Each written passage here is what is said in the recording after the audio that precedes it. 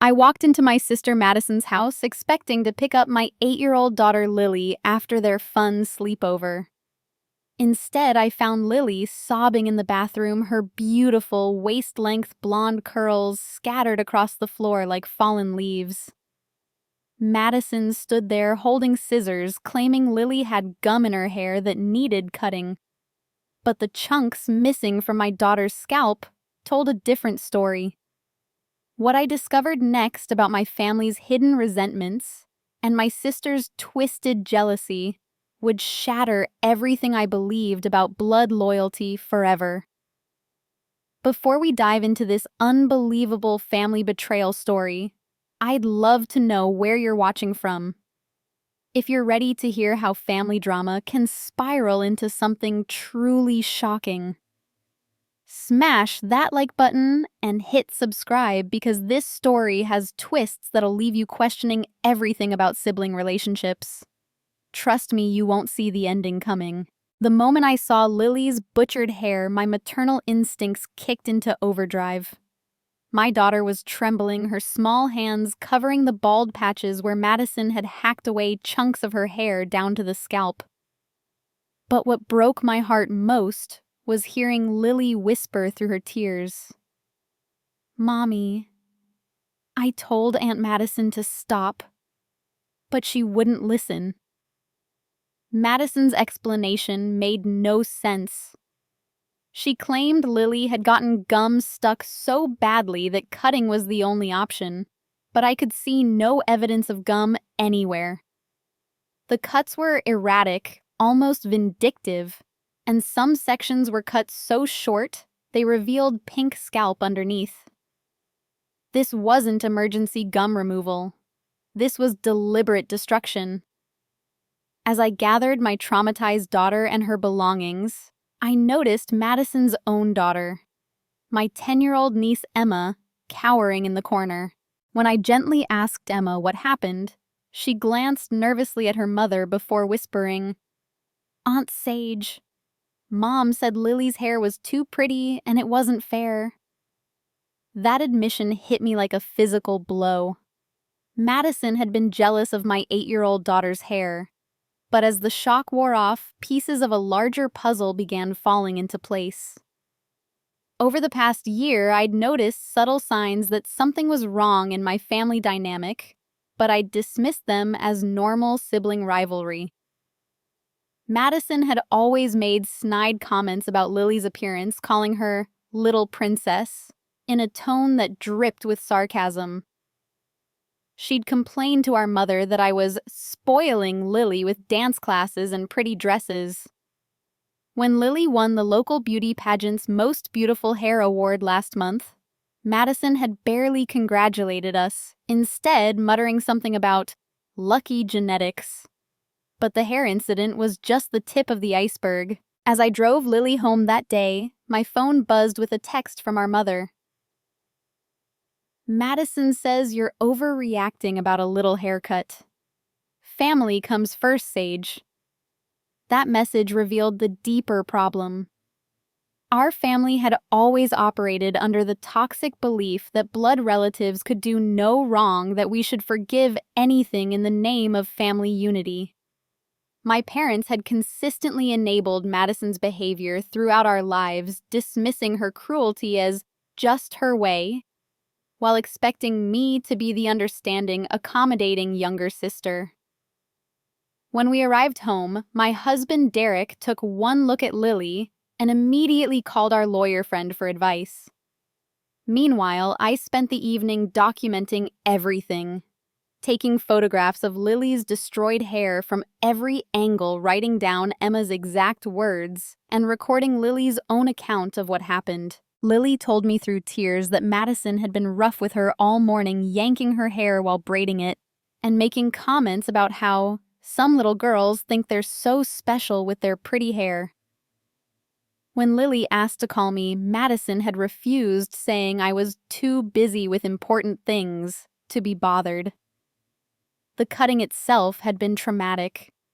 Madison had told Lily to sit still, like a good girl, while she fixed her hair. When Lily realized what was happening and begged her to stop, Madison had held her down, saying, "This is what happens to little girls who think they're better than everyone else." That night, I researched childhood trauma and found that forced haircuts could constitute assault and emotional abuse. The deliberate destruction of a child's appearance, especially when done to humiliate or punish, was considered a form of psychological violence.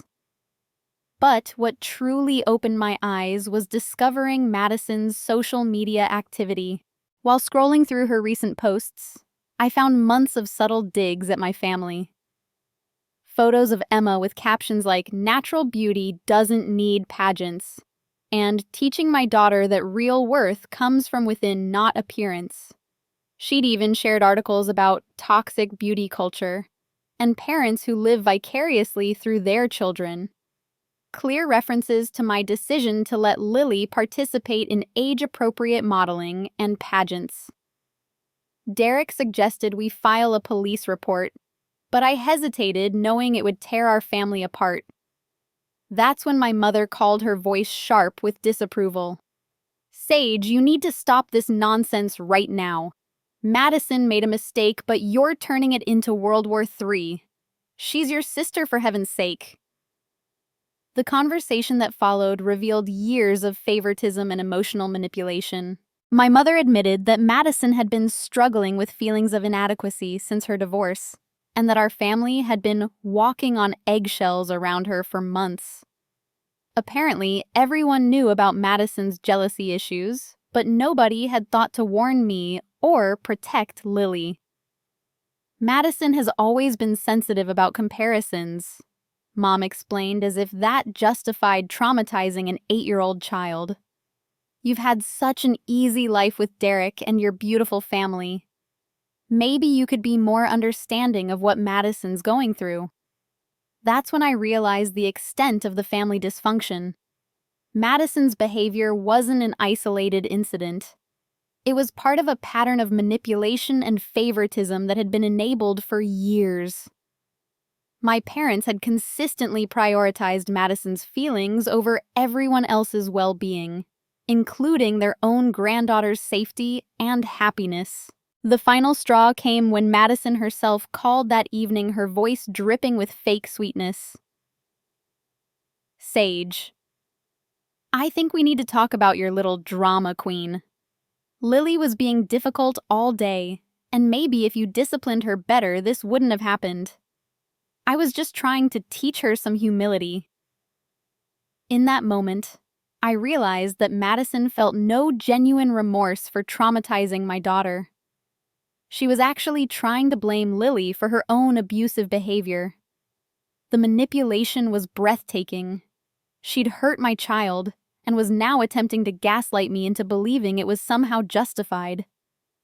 That night, as I tucked Lily into bed and she asked me why her aunt had been so mean to her, I made a decision that would change everything. I wasn't going to let my family sweep this under the rug anymore. Madison had crossed a line that couldn't be uncrossed, and it was time for the truth to come out. Little did I know that investigating this incident would uncover secrets that went far deeper than sibling jealousy, and that the real betrayal was just beginning to surface. The next morning, I decided to dig deeper into Madison's motivations. Something about her behavior felt too calculated, too deliberate to be just a jealous outburst. As I researched traumatic haircutting online, I discovered it was often used as a method of control and punishment, particularly in abusive relationships and cults. The psychological impact was intentional. Destroy someone's identity and confidence by attacking their appearance. But Madison's cruelty toward Lily had been building for months, and I needed to understand why. I started by calling Emma's school counselor, Mrs. Patterson, who'd been working with Emma since her parents' divorce. What she told me was devastating. "Emma has mentioned some concerning things about her home environment," Mrs. Patterson said carefully. She's talked about her mother making negative comments about other family members, particularly about your daughter. Emma seems to feel caught between loyalty to her mother and her own sense of right and wrong. Mrs. Patterson arranged for me to speak with Emma privately with her father's permission. When Emma felt safe to talk, the truth came pouring out. Madison had been poisoning Emma against my family for months, telling her that I thought I was better than them because of Derek's successful business and our comfortable lifestyle. She'd complained constantly about how spoiled Lily was and how unfair it was that some people got everything handed to them. But the most shocking revelation came when Emma described the morning of the hair incident. Madison hadn't just impulsively cut Lily's hair. She'd planned it. Emma had heard her mother on the phone the night before talking to someone about teaching that little princess a lesson and bringing her down a peg. Mom said Aunt Sage needed to learn that her perfect life wasn't so perfect. Emma whispered, tears in her eyes. She said Lily had too much pride and needed to be humbled. I tried to tell her it was wrong, but she said I didn't understand grown-up problems. This wasn't a moment of jealousy-fueled rage. Madison had premeditated this attack on my 8-year-old daughter. She'd used her position as a trusted family member to gain access to Lily, then deliberately traumatized her as part of some twisted revenge fantasy against me. Armed with this information, I decided to confront Madison directly. But this time, I was prepared. I arrived at her house with my phone recording and Emma's father, my ex-brother-in-law Tom, who'd driven down immediately after I'd called him about his daughter's revelations. Madison answered the door with a smug smile, clearly expecting me to grovel for family forgiveness. Sage, I'm so glad you came to your senses. I was hoping we could put this silly misunderstanding behind us. There's no misunderstanding, I said calmly. I know you plan to cut Lily's hair. Emma told me everything. Madison's facade cracked instantly. She glanced at Tom, then back at me, her eyes calculating. Emma is a confused little girl going through a difficult time. You can't trust everything children say. But Tom stepped forward, his voice hard with anger. Emma told me the same story, Madison. You planned this. You used our daughter to hurt Sage's child, and you traumatized both girls in the process. What happened next was like watching someone's true personality emerge from behind a mask. Madison's fake sweetness evaporated, replaced by pure venom. You want to know the truth? Fine. I'm sick of watching Sage float through life like some perfect princess while the rest of us struggle. Her husband makes millions. Her daughter wins every pageant she enters, and she gets to play the role of the successful sister, while I'm barely keeping my head above water. The resentment poured out of her like poison from a wound. She'd been harboring these feelings for years, quietly building a case against me in her mind. In her twisted logic, my happiness was somehow stolen from her, and hurting Lily was justified revenge for my undeserved good fortune. Lily needed to learn that being pretty doesn't make you special. Madison continued, her voice rising. And you needed to learn that your perfect little world can be shattered just like anyone else's. One phone call, one mistake, one bad decision. That's all it takes to lose everything. Tom stared at his ex-wife in horror. You're talking about deliberate child abuse, Madison. Lily is 8 years old. What kind of person plans to hurt a child out of jealousy? Madison's response chilled me to the bone. The kind of person who's tired of being treated like she doesn't matter. Sage has had everything handed to her since we were kids. Perfect grades, perfect husband, perfect life. Meanwhile, I got divorced, lost half my assets, and have to watch my own daughter love her aunt more than her own mother. That's when the real truth emerged. Madison hadn't just been jealous of my current life. She'd been rewriting our entire family history to cast herself as the victim and me as the privileged golden child. In her mind, every good thing that happened to me was somehow taken away from her. But her delusion went even deeper. As she continued ranting, Madison revealed that she'd been systematically trying to turn Emma against me for months. She'd told Emma that I thought I was too good for their family, that I only visited out of obligation, and that I probably laughed about their financial struggles with Derek. "I was trying to protect Emma from your toxic influence," Madison said, as if poisoning a child's mind was an act of love. "You waltz in here with your designer clothes and perfect daughter, making the rest of us feel like failures.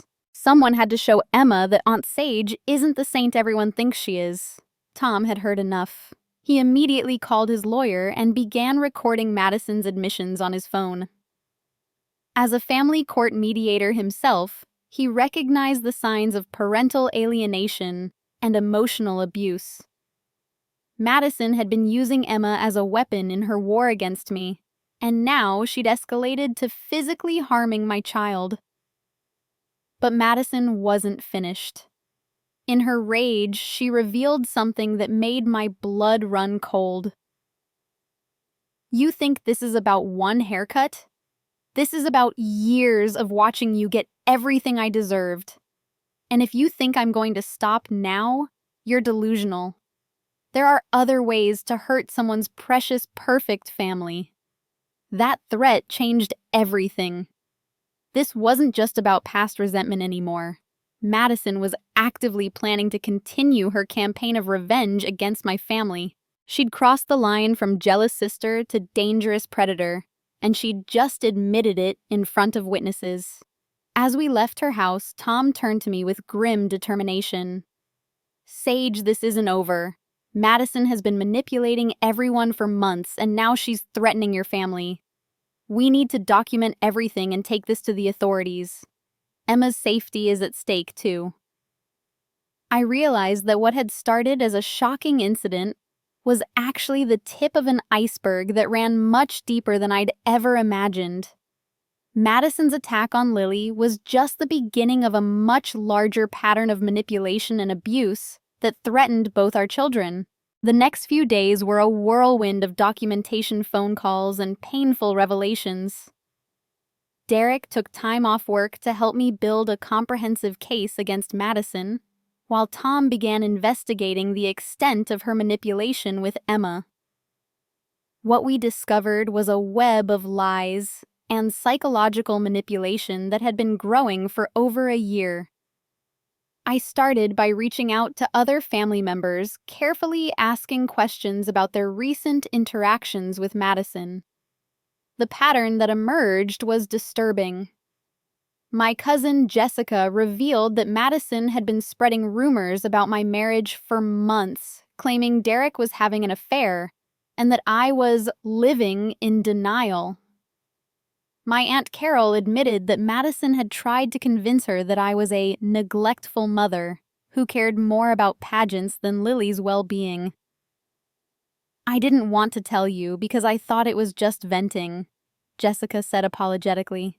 "But now that I think about it, Madison seemed almost happy when she was sharing these stories, like she enjoyed the idea of you having problems." The most shocking revelation came from our elderly neighbor, Mrs. Hendricks, who lived next door to Madison. She'd witnessed several concerning incidents that she'd initially dismissed as family drama.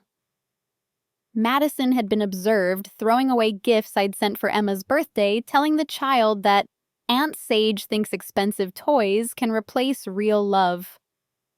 She'd also overheard Madison coaching Emma on what to say about our family visits, encouraging her to downplay how much fun she had with Lily. But Mrs. Hendricks had observed something even more disturbing the morning of the hair incident. She'd seen Madison pacing in her backyard, talking angrily on her phone about finally doing something about her sister's princess complex.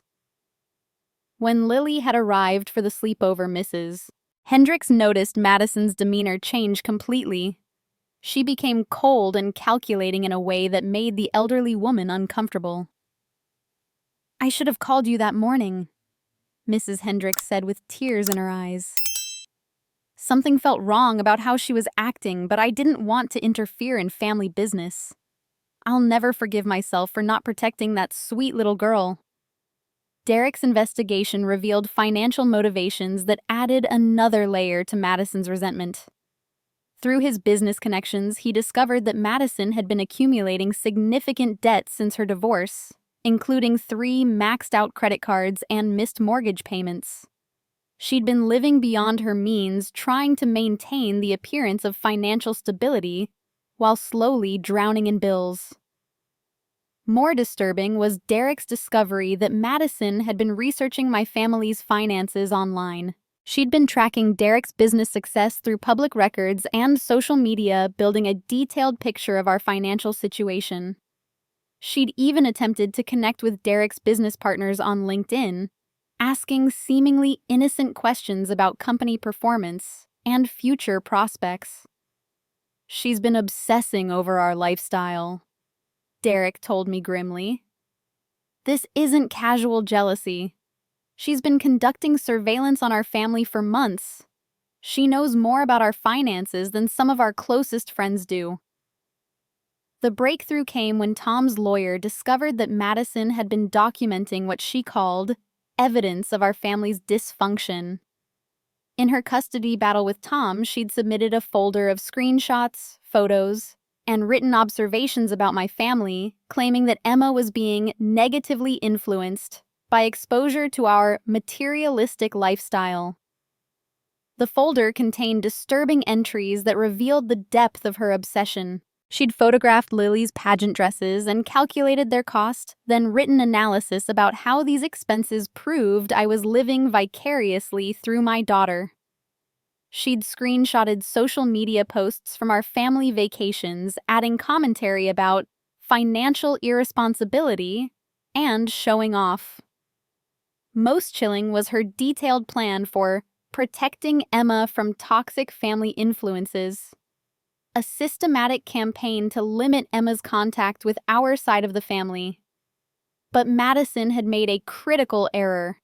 In her folder of evidence, she'd included photos taken inside my house during family gatherings. Photos that could only have been taken without permission while she was a trusted guest in my home. She'd been conducting surveillance on my family under the guise of sisterly visits, violating our privacy and trust in ways I never could have imagined. Tom's lawyer immediately recognized this as potential evidence of stalking behavior and advised us to contact law enforcement. But before we could take that step, an unexpected ally emerged who would change everything. Derek's business partner Marcus had been quietly concerned about some unusual inquiries he'd received about the company. When Derek explained our situation, Marcus revealed that Madison had contacted him 3 months earlier, claiming to be researching family business dynamics for a psychology class. She'd asked detailed questions about Derek's role in the company, our family's spending habits, and whether Derek's success had changed our family relationships. "I thought it was odd at the time," Marcus admitted.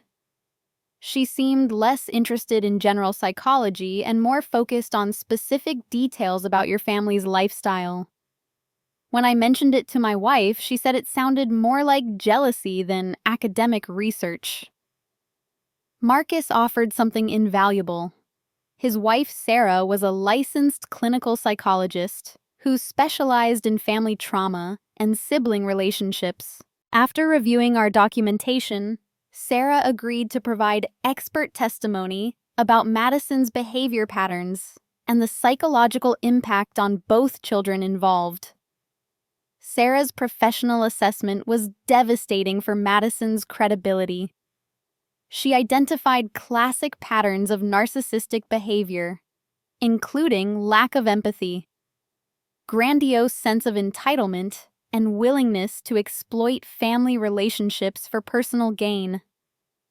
Most importantly, she confirmed that Madison's planned attack on Lily constituted psychological abuse designed to damage the child's self-esteem and sense of security.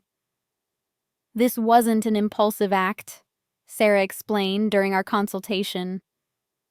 The premeditation, the targeting of the child's appearance, and the deliberate ignoring of the child's pleas to stop, these are calculated actions designed to inflict maximum psychological damage. The fact that she justified it as teaching humility shows a complete disconnect from appropriate adult behavior. But Sarah also provided crucial insight into Madison's escalating behavior pattern. Abusers like your sister rarely stop after one incident, especially when they feel justified in their actions. The fact that she threatened future retaliation suggests she's planning to escalate her campaign against your family. Both children are at risk, Lily as a target and Emma as a tool for manipulation. Armed with Sarah's professional assessment, we now had expert testimony to support our case. But the most powerful ally emerged from an unexpected source: Emma herself. Tom had been working with a child therapist to help Emma process the trauma of witnessing Lily's attack and her own mother's manipulation. During these sessions, Emma revealed that she'd been keeping a diary where she recorded her feelings about the growing tension in her family. With her permission and her father's approval, the therapist shared relevant entries that provided a child's eye view of Madison's psychological manipulation. Emma's diary entries were heartbreaking but also damning. She wrote about feeling confused by her mother's constant negativity about our family, especially since she loved spending time with Lily and me. She documented specific instances where Madison had tried to turn her against us, including being told to remember negative things about our visits that hadn't actually happened. Most powerful was Emma's entry from the night before the hair incident. Mom is acting weird again. She keeps saying tomorrow is going to be interesting and that Lily needs to learn some lessons.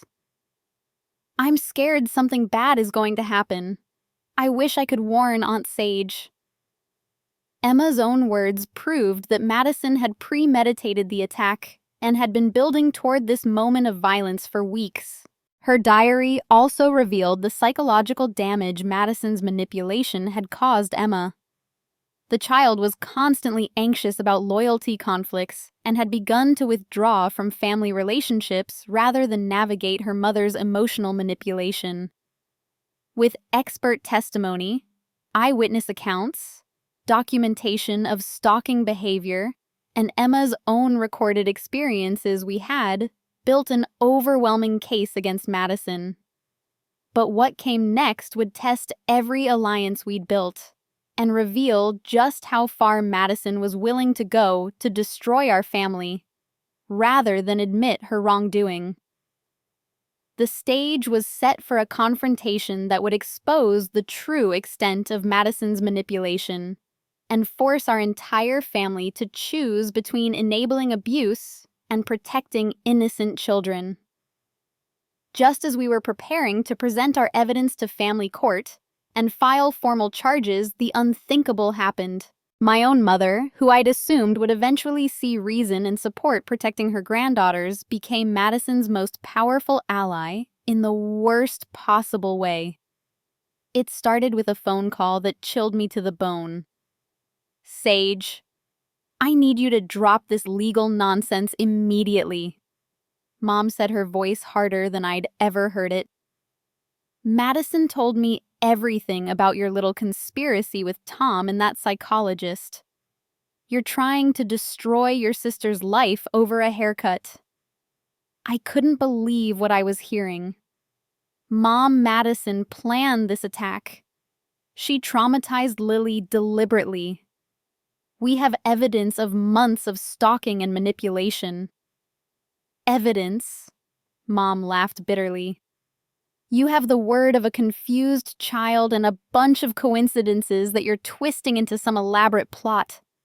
Madison made a mistake, yes, but you're acting like she's some kind of monster. What my mother said next shattered my faith in my family completely. I've seen the photos Madison took of your house, and frankly, I'm concerned too. The way you're raising Lily is creating a spoiled, entitled child who thinks she's better than everyone else. Maybe Madison went about it wrong, but somebody needed to humble that little girl. My own mother was defending the planned psychological abuse of her 8-year-old granddaughter.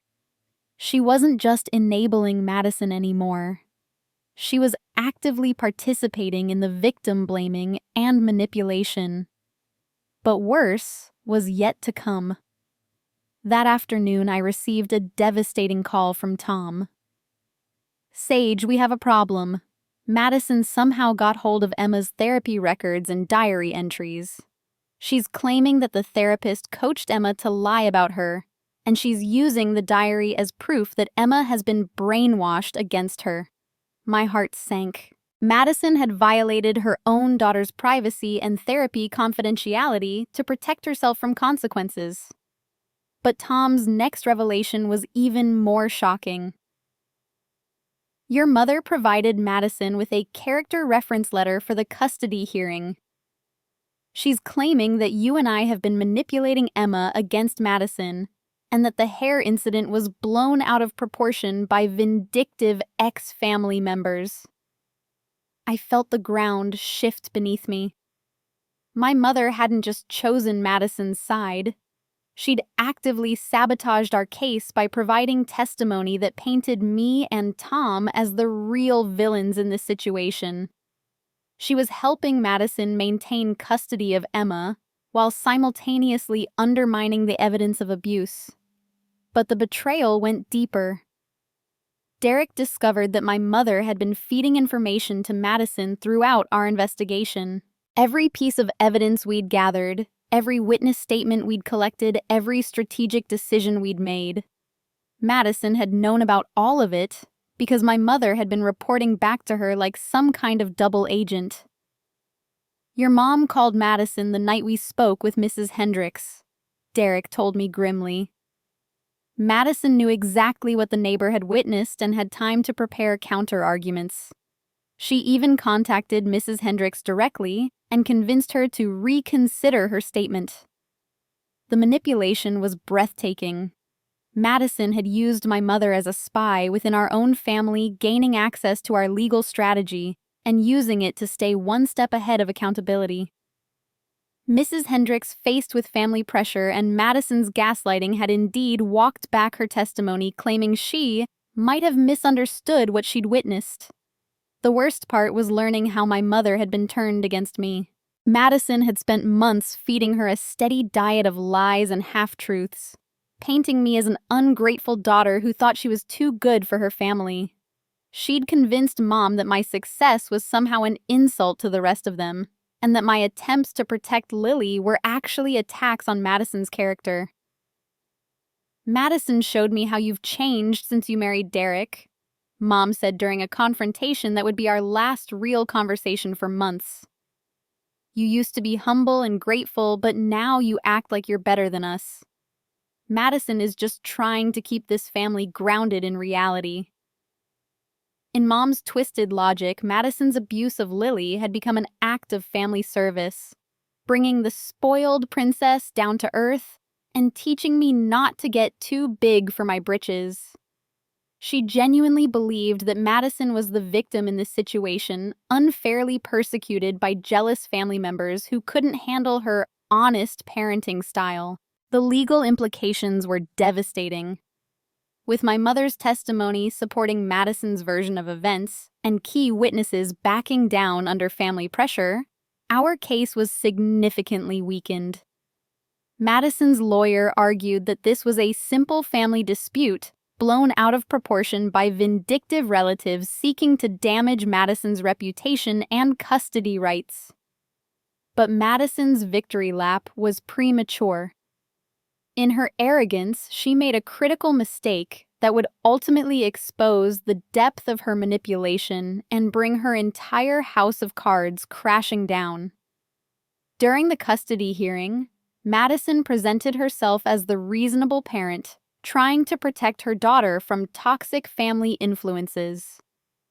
She claimed that Emma's therapy records proved that Tom and I had been coaching the child to make false accusations, and that the diary entries were evidence of our manipulation. However, Madison had overlooked one crucial detail. Emma's therapist, Dr. Martinez, was ethically bound to report suspected child abuse to authorities. When Madison violated therapy confidentiality by stealing and misrepresenting Emma's records, Dr. Martinez was required to file a formal report with Child Protective Services. The CPS investigation that followed revealed the full extent of Madison's psychological manipulation of Emma. Social workers documented evidence of parental alienation, emotional abuse, and the use of a child as a weapon in adult conflicts. Emma's own statements to trained professionals contradicted every claim Madison had made about being coached to lie. More damaging was the discovery that Madison had been secretly recording my conversations with Emma during supervised visits, trying to catch me manipulating the child.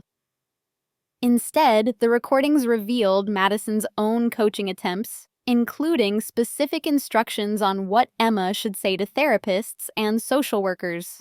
Tom's lawyer immediately subpoenaed these recordings, and they proved catastrophic for Madison's case. In her own voice, she could be heard telling Emma to stop talking about what Mommy said about Aunt Sage, and coaching her to claim that Tom and I had made her say bad things about Mommy. The recordings also captured Madison's reaction to Emma's natural affection for our family. When Emma mentioned missing Lily and wanting to see her cousin, Madison's response was cold and calculating. "Emma, you need to remember that Aunt Sage and Uncle Derek don't really care about you. They're just using you to hurt Mommy." But the most damaging recording was Madison's phone conversation with my mother, captured accidentally when Emma's listening device was still running.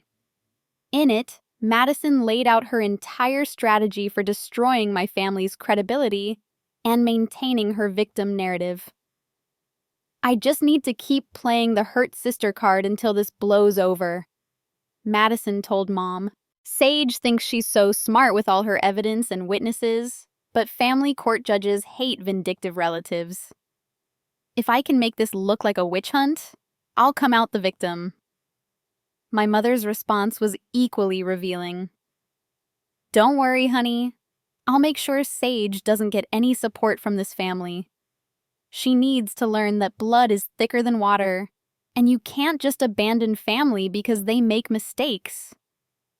With these recordings as evidence, our case was not just restored, but strengthened beyond anything we'd originally hoped to achieve.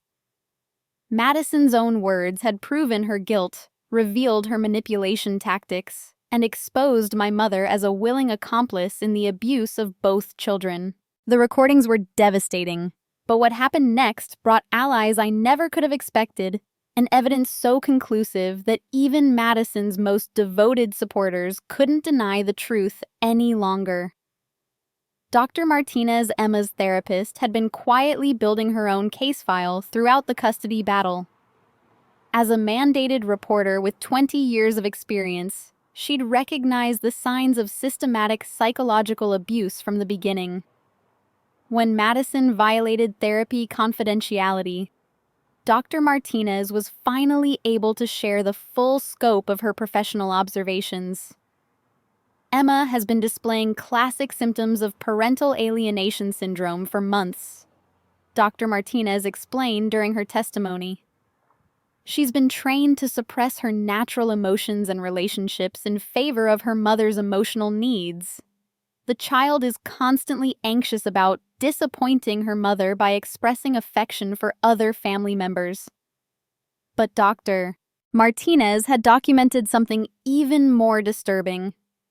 Emma had been exhibiting signs of what psychologists call trauma bonding with Madison, defending her mother's abusive behavior while simultaneously showing signs of fear and anxiety around her. This pattern suggested long-term psychological manipulation that went far beyond the hair incident. The breakthrough came when Dr. Martinez revealed that Emma had been keeping a second secret diary, one that Madison didn't know existed. Hidden in Emma's school locker, this diary contained Emma's uncensored thoughts and fears about her home situation. The entries painted a picture of systematic emotional abuse that had been escalating for over a year. "I wish Mommy would stop saying mean things about Aunt Sage and Uncle Derek." One entry read, "They're nice to me and they make Lily laugh. Why does Mommy get so angry when I talk about them? I'm scared to tell her I had fun at their house because she gets that scary look in her eyes." Another entry written just days before the hair incident was particularly chilling. "Mommy keeps talking about teaching Lily a lesson. She says pretty girls need to learn that looks don't last forever. I don't understand why she wants to hurt Lily. Lily is just a little kid who likes princesses and dancing. I wish I could protect her, but Mommy says family loyalty means supporting her no matter what." Emma's secret diary proved that she'd been aware of Madison's plans and had been deeply troubled by them, but felt trapped by her mother's manipulation and threats about family loyalty. The child had been carrying the psychological burden of knowing that harm was planned while feeling powerless to prevent it. But the most powerful ally emerged from an unexpected source: Madison's own ex-mother-in-law, Tom's mother Barbara, who had remained neutral during the custody battle until she witnessed Madison's behavior firsthand. Barbara had been babysitting Emma the weekend after the hair incident when Madison came to pick her up. Not knowing that Barbara was listening from the next room, Madison had launched into a vicious tirade when Emma innocently asked if Lily was okay after her haircut. "Don't you dare feel sorry for that spoiled little brat," Madison had hissed at her own daughter. "Lily got exactly what she deserved, and if you keep defending her, you'll learn the same lesson. Pretty little princesses need to understand that the world doesn't revolve around them." Barbara, a retired family court judge, immediately recognized the severity of what she'd witnessed. She contacted Tom's lawyer and provided both testimony and her professional assessment of Madison's psychological state. Her decades of experience in family law gave her testimony special weight with the court. "In 30 years on the family court bench, I've seen many cases of parental manipulation," Barbara testified. But the calculated nature of Madison's abuse, combined with her complete lack of remorse and her threats of future retaliation, represent one of the most concerning patterns of behavior I've ever encountered. This woman views children as objects to be controlled and punished, not human beings deserving of protection and respect. The evidence was overwhelming. But Madison had one final card to play, one that would reveal just how deep her manipulation had gone and how many people she'd been willing to sacrifice to avoid accountability. In a desperate attempt to discredit our case, Madison revealed that she'd been secretly recording family gatherings for over a year, hoping to capture evidence of what she called our dysfunctional behavior. She presented these recordings to the court, claiming they would prove that Derek and I were the real problem in the family dynamic. But Madison's recordings backfired spectacularly. Instead of showing dysfunction in my family, they captured months of normal, loving family interactions. Birthday parties where everyone laughed together. Holiday dinners where children were treated with kindness and respect, and casual conversations that showed genuine affection between family members. More damaging to Madison's case, the recordings revealed her own behavior in stark contrast. While the rest of the family engaged in normal conversation and play with the children, Madison could be heard making subtle but constant negative comments, steering conversations toward complaints about money and appearance, and consistently redirecting attention back to her own problems and grievances. The recordings also captured something that destroyed any remaining credibility Madison had with the court: her coaching our parents on how to respond to questions about her behavior. In one particularly damning recording, she could be heard giving Mom specific talking points about how to minimize the hair incident and redirect blame toward me and Tom. "Remember, this isn't about what I did to Lily," Madison instructed my mother.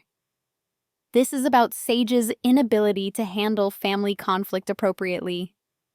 Keep bringing up how she's changed since marrying Derek, and emphasize that she's always been dramatic about minor issues." The recordings proved that Madison had orchestrated a campaign of manipulation that extended throughout our entire extended family. She'd spent months preparing for exactly this situation, building narratives and coaching witnesses to support her version of events. But perhaps the most powerful evidence came from an unexpected source: Lily herself. During a careful, child-friendly interview with a court-appointed advocate, my 8-year-old daughter provided testimony that was both heartbreaking and completely damning to Madison's claims of justified discipline. "Aunt Madison was really mean to me," Lily said in her small, clear voice. "She kept saying things about how I thought I was so pretty and special. But I never said I was better than anyone. I just like my long hair and pretty dresses. Mommy says it's okay to like pretty things as long as I'm also kind to people." When asked about the actual hair cutting, Lily's description was precise and devastating. "She held my head really tight so I couldn't move, and when I asked her to please stop, she said, 'Bad little girls who think they're princesses need to learn lessons.' I kept asking for my mommy, but she said mommy wasn't coming, and I needed to sit still and take my punishment like a big girl." The court advocate confirmed that Lily showed no signs of coaching, and that her account was consistent with both the physical evidence and the testimonies of other witnesses. Moreover, Lily's emotional responses during the interview, particularly her confusion about why her aunt had been angry with her for liking pretty things, demonstrated the psychological impact of Madison's deliberate cruelty. With this final piece of evidence, Madison's house of lies collapsed completely. Her own recordings had proven our case better than anything we could have presented ourselves, and the testimony from multiple professionals painted a clear picture of systematic psychological abuse that endangered both children involved. The stage was set for justice to finally be served, but the consequences would extend far beyond anything Madison had anticipated when she first picked up those scissors. The judge's verdict was swift and comprehensive. Madison was found guilty of child abuse, assault, stalking, and violation of therapy confidentiality. She was sentenced to 2 years of supervised probation, mandatory anger management, and psychological counseling, and was required to pay for Lily's trauma therapy. Most importantly, her custody of Emma was immediately suspended pending completion of a comprehensive psychological evaluation and family therapy program. But the legal consequences were only the beginning. The family court judge also issued a restraining order preventing Madison from contacting either child directly and requiring all future interactions to be supervised by court-appointed professionals. Judge Harrison minced no words in her final statement. "This court finds that the defendant engaged in a deliberate campaign of psychological abuse against 2 minor children, using her position as a trusted family member to inflict maximum emotional damage." The premeditated nature of these actions, combined with the defendant's complete lack of remorse and threats of future retaliation, make her a clear danger to the well-being of both children. The immediate aftermath was both devastating and liberating. My mother, faced with irrefutable evidence of Madison's manipulation and her own complicity, suffered what can only be described as a complete emotional breakdown. The recordings of Madison coaching her, combined with professional testimony about the damage caused to both children, shattered the narrative she'd built to justify enabling Madison's abuse. "I thought I was protecting my daughter," Mom sobbed during a supervised visit arranged by family services. "Madison convinced me that you were trying to destroy her out of jealousy, and I believed her because I wanted to believe that my children couldn't be this broken. I failed both of you, and I failed my granddaughters." The road to rebuilding our relationship with my parents was long and painful. Dad, who had remained largely silent during the conflict, revealed that he'd suspected Madison's manipulation for months, but hadn't known how to address it without tearing the family apart. The irony wasn't lost on any of us that his silence had allowed the family to be torn apart anyway, but in the most traumatic way possible. Emma's recovery became our family's primary focus. Tom was awarded full custody, and we worked together to create a stable, loving environment where Emma could heal from months of psychological manipulation.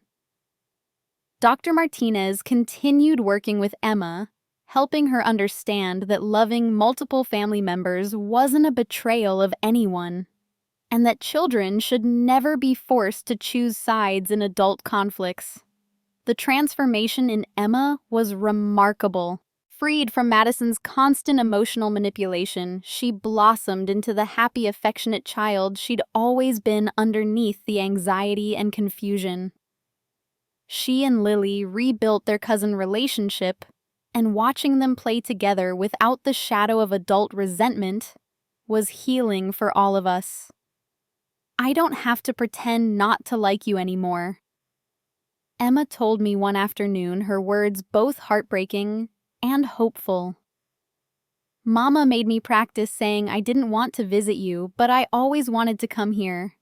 You and Uncle Derek make me feel safe, and Lily shares her toys without being mean about it." For Lily, the healing process involved rebuilding her confidence and sense of security. The trauma of the hair incident had shaken her faith in family relationships, and she'd begun to withdraw from social situations, worried that other people might hurt her if she appeared too pretty or too happy. Therapy helped her understand that Madison's actions were about Madison's problems, not anything Lily had done wrong. Derek's response to the entire situation revealed the depth of his character and commitment to our family. Rather than minimizing the impact or pushing for quick forgiveness in the name of family harmony, he became our fiercest advocate for establishing healthy boundaries and protecting our children's well-being. This experience taught me that blood relation doesn't automatically create family, Derek said during one of our family therapy sessions. Real family protects and supports each other, especially the most vulnerable members. Anyone who deliberately hurts children or enables that abuse has chosen to remove themselves from our family circle. The financial aspect of Madison's resentment was also addressed through the court proceedings. Her debt and financial struggles, while sympathetic on a human level, were revealed to be largely self-inflicted through poor decision-making and an insistence on maintaining appearances she couldn't afford. The court ordered restitution for Lily's therapy, and our legal expenses forced Madison to confront the real-world consequences of her choices. But perhaps the most significant change was in our extended family dynamics. Barbara, Tom's mother, became an unexpected pillar of support and wisdom. Her experience as a family court judge helped us navigate the complex emotions and legal requirements of the situation, while her genuine love for Emma provided stability during a chaotic time. Emma needs to see adults handling conflict appropriately. Barbara counseled us. She's been exposed to manipulation, lies, and emotional blackmail disguised as family loyalty. Now she needs to learn what healthy family relationships actually look like. Bye. The process of rebuilding also revealed who our true family really was. Cousins, aunts, and family friends who had initially been pressured to stay neutral began reaching out as the truth became undeniable. Many shared their own stories of feeling uncomfortable with Madison's behavior, but not knowing how to address it without causing family drama. My cousin Jessica became particularly important in Emma's recovery. As someone who had experienced Madison's manipulation tactics firsthand, but had found the courage to speak truth, Jessica served as proof that family members could choose integrity over false loyalty. The final piece of justice came 6 months later, when Madison's psychological evaluation was completed. The court-appointed psychologist confirmed diagnoses of narcissistic personality disorder and antisocial traits, recommending intensive therapy before any consideration of restored custody or contact with the children. Madison's response to the evaluation results revealed that she still hadn't accepted responsibility for her actions. She attempted to appeal the custody decision, claiming that the evaluation was biased and that she was being persecuted for normal parenting decisions. The appeal was quickly denied, but her continued refusal to acknowledge wrongdoing confirmed that the court's protective measures were necessary. Today, 18 months after that terrible morning when I found Lily sobbing in Madison's bathroom, our family has emerged stronger and more authentic than ever before. Lily's hair has grown back beautifully, but more importantly, her confidence and joy have returned. She's learned that she doesn't have to diminish herself to make others comfortable, and that real family celebrates each other's happiness rather than tearing it down. Emma has thrived in an environment of honest communication and genuine affection. She's learned to trust her own feelings and instincts, and she's developed the emotional vocabulary to express her needs and concerns appropriately. The anxiety and confusion that characterized her behavior during Madison's manipulation have been replaced with typical childlike wonder and security. The experience taught our entire family valuable lessons about the difference between enabling and supporting, between false harmony and genuine peace, and between blood relations and chosen family. We learned that protecting children sometimes means making difficult choices that adults don't want to face, and that real love requires courage to confront harmful behavior rather than excusing it. As I watch Lily and Emma playing together in our backyard, their laughter echoing through the evening air, I'm struck by how much stronger we all are for having faced this crisis honestly. The family we've built from the ashes of Madison's destruction is based on mutual respect, genuine affection, and shared commitment to protecting each other's well-being. Have you ever had to choose between keeping peace and protecting someone you love? Sometimes the hardest family decisions lead to the most authentic relationships. If this story resonated with your own experiences of family drama, toxic relationships, or finding the courage to protect children from harmful adults, I'd love to hear your thoughts in the comments below. Please hit that like button. If you believe children deserve protection over family politics, subscribe for more real-life stories about overcoming family manipulation, and share this video with anyone who might need to hear that choosing safety over false loyalty is always the right decision. Thank you for taking this journey with me.